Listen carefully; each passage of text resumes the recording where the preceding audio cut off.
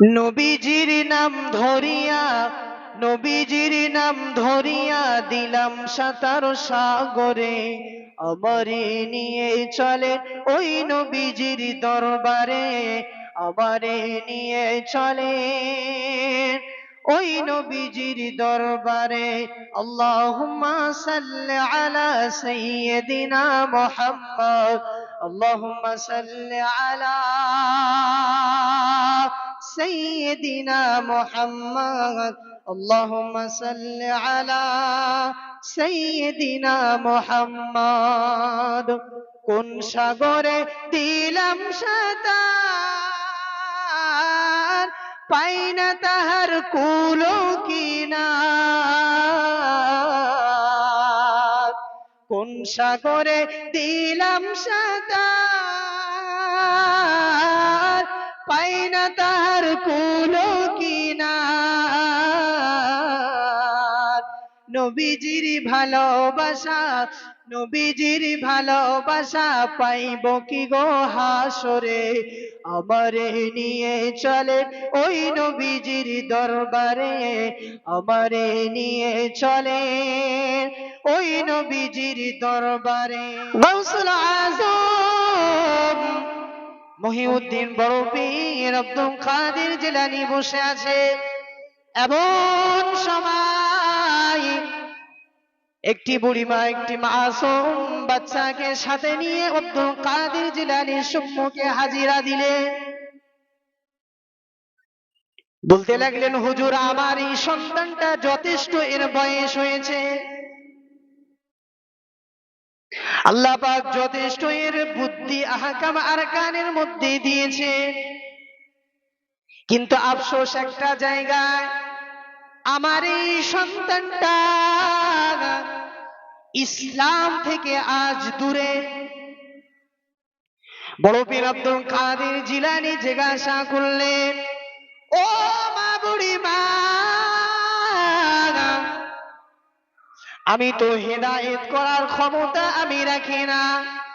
বুড়িমা বলতে লাগলেন, বাবা বড় পীর আব্দুল কাদের জিলানী, তুমি তো হেদায়েত করার ক্ষমতা রাখো না, কিন্তু মহান রব্বুল ইজ্জত ওয়াল জালাল যদি আপনার মাধ্যমে আমার সন্তানটাকে আল্লাহ পাকের ছায়ায় যদি নিয়ে নেয়, আপনার মাধ্যমে যদি আমার সন্তানটা ইসলামের ফিকহের অর্জন আদায় করে থাকে, আপনার মাধ্যমে যদি আমার সন্তানটা ইসলামের ন্যূনতম জ্ঞান যদি শিখতে পারে, আমি ওর মাতা হয়ে বড়ই গর্বিত বলে মনে করব।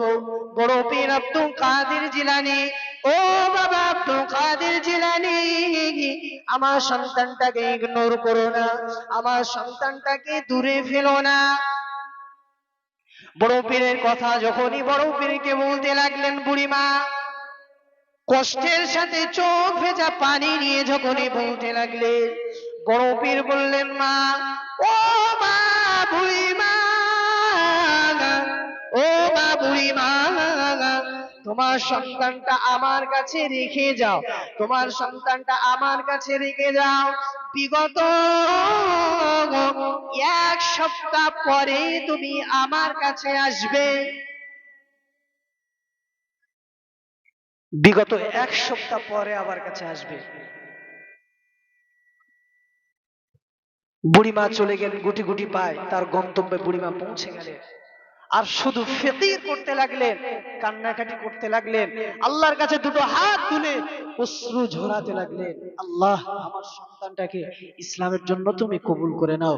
আল্লাহ, তুমি আমার সন্তানটাকে ইসলামের জ্ঞান ন্যূনতম পরিমাণ হলেও তার মধ্যে দাও। আমি মা হয়ে এতটুকু আশাবাদী আপনার কাছে। হায় আল্লাহ, আপনার প্রিয়তম বান্দার কাছে আমার ছোট্ট মাসুম বাচ্চাটা রেখে এসেছি, আল্লাহ তার দ্বীনের জন্য তুমি কবুল করে নাও। একবার জোরে বলুন সুবহানাল্লাহ। মুহাব্বতে দরুদ আল্লাহুম্মা সাল্লি আলা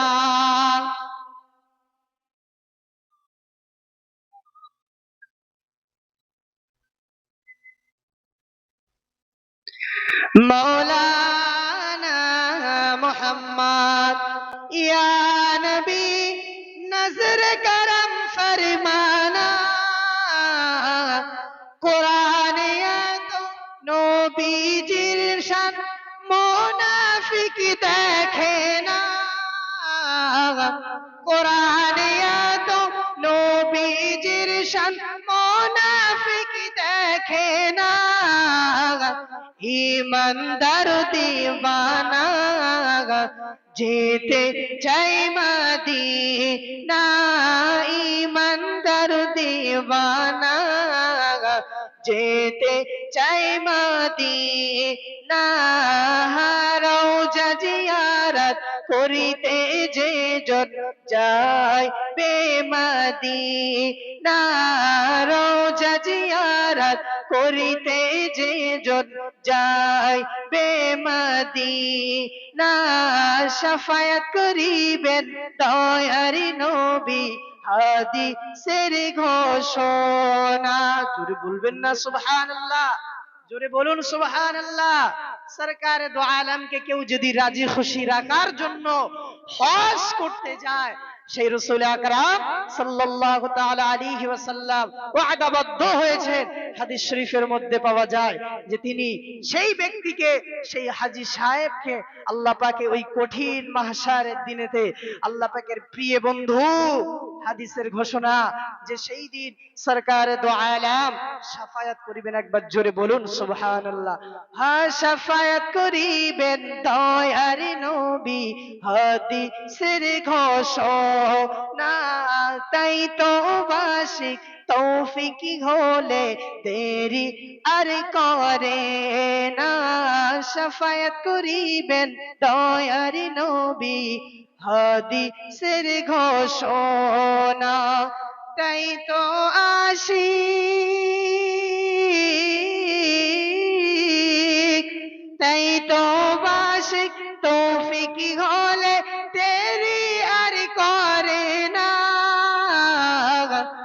ইমানদার দিওয়ানা যেতে চাই মদিনা ইমানদার দিওয়ানা যেতে চাই মদিনা কোরআনে এত নবীজির শান মুনাফিক দেখে না মুনাফিক দেখে না মুনাফিক দেখে না শাক্ক কমর সিরাজ মুনির কুরআনে ঘোষণা শাক্ক কমর সিরাজ মুনির কুরআনে ঘোষণা আকাশের চাঁদ ডাক দেয় নবীজির জমিনে আসনা নবীর ডাকে নবীর ডাকে আকাশের চাঁদ হয় টুকরা দুই খানা নবীর ডাকে নবীর ডাকে আকাশের চাঁদ টুকরায় দুই খানা ইমানদার দিওয়ানা যেতে চাই মদিনা কোরআনে এত নবীজির শান মুনাফিক দেখে না কোরআনে এত নবীজির শান মুনাফিক দেখে না ইমানদার দিওয়ানা যেতে চাই মদিনা খাইবার প্রান্তে আলীর কুলে নবী সৈয়দো না খাইবার প্রান্তে আলীর কুলে নবী সৈয়দো না আসরের নামাজ কাজা হয়ে যায় নবী কে জাগায় না ডুবন্ত সূর্য ডুবন্ত সূর্য ডাক দিয়ে কয় আলী নামাজ পড়ো না ইমানদার দিওয়ানা যেতে চাই মদিনা, আলী নামাজ পড়ো না, ইমানদার দিওয়ানা। আল্লাহুম্মা সাল্লি আলা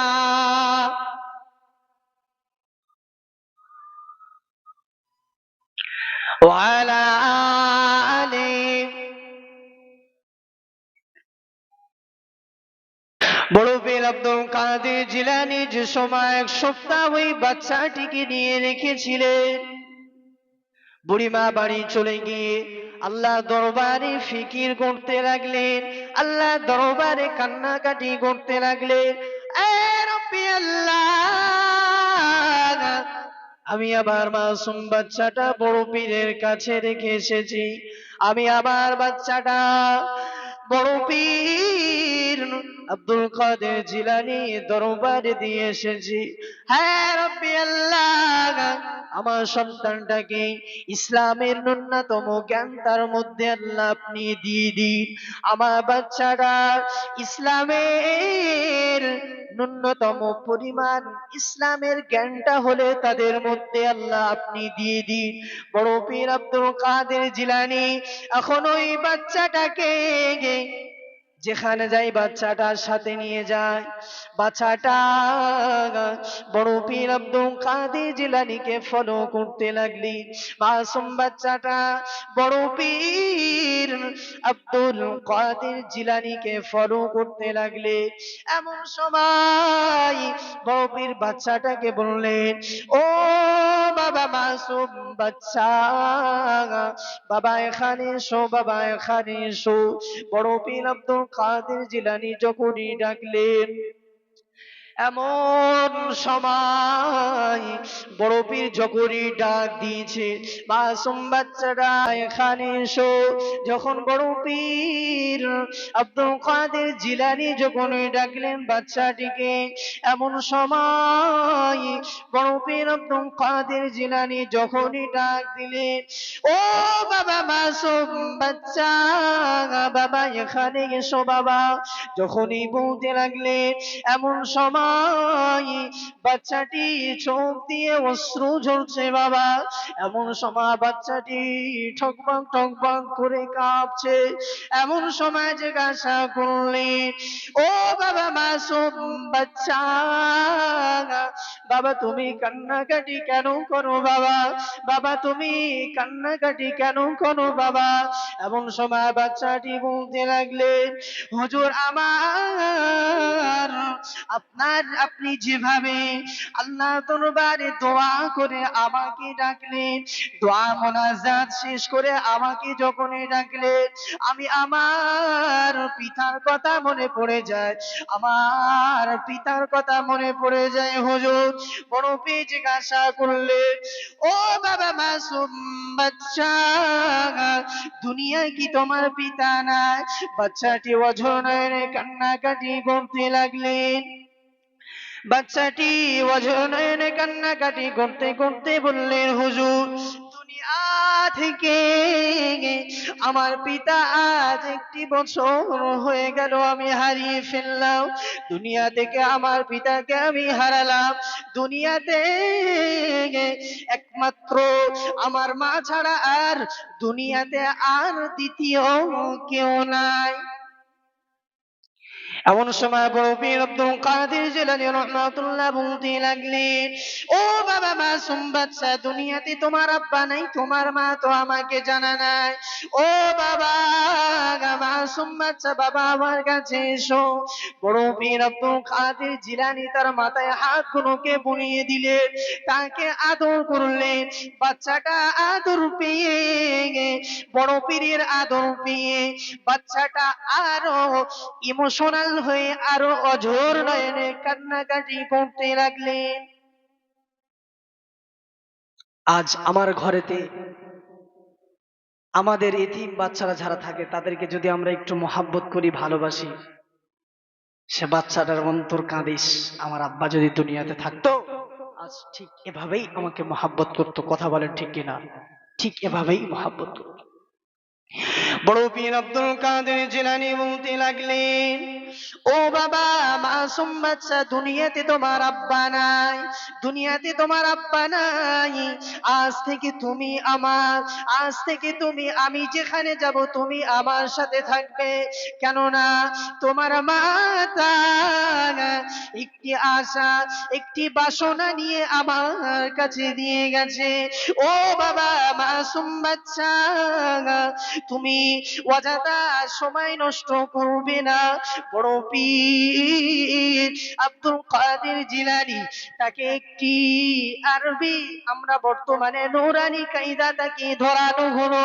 বড় পীর আব্দুল কাদের জিলানী বলতে লাগলেন, বলো বাবা পড়ো, বাবা পড়ো। আলিফ বা তা সা জিম হা খ দাল জাল রা জা সিন শিন সাদ তা তা জা ফা কফ কাফ লাম মিম নুন ওয়াও হা হামজা ইয়া ইয়া। পড়তে লাগলে ঘটনার বইতে পাওয়া যায়, বড় পীর আব্দুল কাদের জিলানী যখন ওই বাচ্চাটা আলিফ পড়তে লাগলে, এমন সময় ওই বাচ্চার বাবা কোমরেতে কঠিন আযাবে গ্রেফতার হয়েছিল। ওই বাচ্চাটা ওই বাচ্চাটার পিতার কঠিন আযাবে গ্রেফতার হয়েছিল। বড় পীর আব্দুল কাদের জিলানী যখন পড়াতে লাগলেন, বলো বাবা পড়ো, বাচ্চাটা নিঃশব্দে পড়তে লাগলেন আলিফ বা তা সা। মহান রব্বে কারিম বললেন, মহান রব্বে কারিম বলতে লাগলেন, ওই বাচ্চাটা আলিফ থেকে ইয়া পর্যন্ত যতক্ষণ মুখস্থ করতে তার সময় লেগেছে, আমি মহান রব্বে কারিম, আমি আল্লাহ ওই পিতার, ওই মাসুম বাচ্চা তার পিতাদের দুনিয়াতে তার কুকর্মের কারণে এই কঠিন আযাবে গ্রেফতার হয়ে আছে, কিন্তু আমি রব্বুল আলামিন বড্ড দয়ালু, বড্ড, কারণ সেই মহান রব্বে কারিমের নাম রহমান, সেই মহান রব্বে কারিমের নাম রহিম, সেই মহান রব্বুল ইজ্জা ওয়াল জালালের সত্তার নাম যিনি অতি দয়ালু, সেই মহান রব্বে কারিম বলতে লাগলেন, আমি ওই মাসুম বাচ্চাটার দুনিয়াতে যত তার বাপ গুনাহ করেছে, এই মাসুম বাচ্চাটার পড়ার কারণে আমি আল্লাহ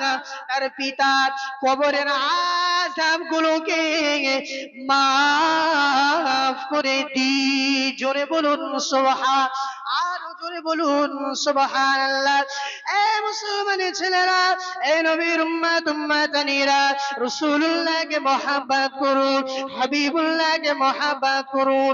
বড় পীর আব্দুল কাদের জিলানীর এই ঘটনা থেকে আমরা জানতে পারি, বড় পীর আব্দুল কাদের জিলানীর মাসুম বাচ্চাটার এই ঘটনা থেকে আমরা জানতে পারি, আমাদের ঘরের সন্তানেরা যারা অযথা সময় নষ্ট করছে, বাপজি আমার, ইসলামের ফিকির তাদের মধ্যে দিতে হবে, ইসলামের জ্ঞান তাদের মধ্যে দিতে হবে।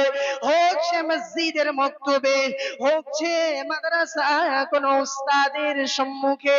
প্রিয় হাজিরিন, প্রিয় উপস্থিতি, খেয়াল রাখতে হবে, আজ সমাজের বুকেতে আজ আমাদের সন্তানেরা, খুদ নিজে গার্জেনরা আমরা ইসলাম থেকে দূরে, ইসলাম থেকে আজ আমরা দূরে। যদি কারো জিজ্ঞাসা করা হয় যে ফরজ গোসল কয় প্রকার, কি কি তার বিধি বিধান কি, কেউ বলতে পারবে না। যদিও ফরজ গোসলের নিয়মই না জানে, তো শরীর পাকই হলো না। বলুন আমাদের অবস্থা আজ কোথায়? না সঠিকভাবে সূরাতুল ফাতিহা পড়তে পারছি, না অন্য কোন একটি সূরা আমরা শুদ্ধভাবে তেলাওয়াত করতে পারছি। শেখার আগ্রহ আমাদের মধ্যে থেকে আমরা হারিয়ে ফেলেছি। শুধু ইসলাম ইসলাম মুজাদ্দিদুজ্জামানকে ভালোবাসি, চেল্লাচ্ছি, ফাটাচ্ছি, একেবারেই দলভুক্ত হচ্ছি, বাট সেই মুজাদ্দিদুজ্জামানকে আসলেই ইগনোর করছি আমি আপনি। কারণ সেই মুজাদ্দিদুজ্জামান রাসূলুল্লাহকে কতটা মহব্বত করেছে, সেই মুজাদ্দিদুজ্জামান হাবিবুল্লাহকে কতটা মহব্বত করেছে। ও মুজাদ্দিদুজ্জামানের অনুসারী অনুগামী গণেরা খেয়াল করে শুনুন, যে মুজাদ্দিদকে আপনি ভালোবাসেন, যে মুজাদ্দিদুজ্জামানকে আপনি ফলো করেন, যে মুজাদ্দিদুজ্জামানের সন্তানদেরকে আমরা মাথায় তুলে রাখি, সেই মুজাদ্দিদুজ্জামান কতটা রাসূলুল্লাহকে মহব্বত করেছে, কতটা হাবিবুল্লাহকে মহব্বত করেছে, কতটা ইসলামকে প্রায়োরিটি দিয়েছে, কতটা ইসলামকে প্রাধান্যতা দিয়েছে। আজ সেই মুজাদ্দিদুজ্জামানের অনুসারী অনুগামী গণেরা আমরা আজ সেই মুজাদ্দিদুজ্জামানকে ভালোবাসি, মুখে বলি, বাট বাস্তবে রূপান্তরিত করি না। যদি মুজাদ্দিদুজ্জামানকে ভালোই বাসতাম, আমার মুখে থাকতো কি সরকারে দো আলমের দাড়ি। আমি যদি সেই মুজাদ্দিদুজ্জামানকে ভালোবেসে থাকতাম, তাহলে জুমার মতো আমার মুআল্লায়, আমার পাশের মসজিদ, আমার মুআল্লার মসজিদ গুলোকে কাতারে কাতারে আবদ্ধ হয়ে ভরে যেত। কথা বলেন ঠিক কিনা? প্রকৃত পক্ষে আমরা নিজেরা নিজেদেরই ধোকায় ফেলছি বাপজি আমার। খেয়াল করতে হবে, ফিকির করতে হবে, ইসলাম আমাদের থেকে কি নিতে চাইছে এটা আমাদেরকে ফিকির করতে হবে, জানতে হবে।